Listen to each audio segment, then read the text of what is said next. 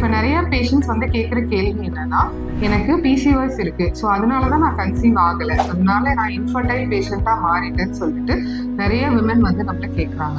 ரொம்ப யங் ஏஜெல்லாம் இருக்கிறாங்க, அது 20 years 25 yearsலேயே வந்து இன்ஃபர்டிலிட்டி ஏன் வருதுன்றதை இன்னைக்கு பார்க்கலாம்.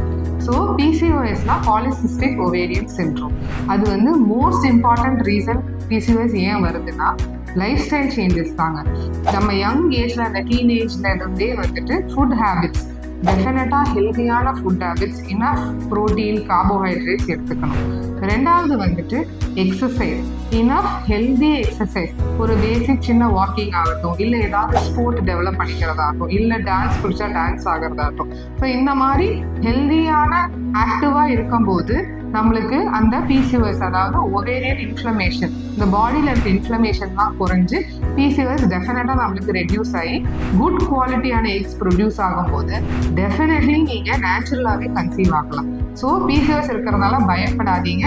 ஒரு active life style and healthy eating habits develop பண்ணுங்க. அதுதான் உங்களோட மேஜர் கேம் சேஞ்சராக இருக்கும். அதை தவிர ஒரு நல்ல கன்சல்டன்ட்டை விசிட் பண்ணி அவங்க கிட்ட பேசிக் மெடிசின்ஸ் அண்ட் ஒரு ஸ்கேன் பண்ணி பார்க்கறது டெஃபினெட்லி இம்பார்ட்டன்ட்.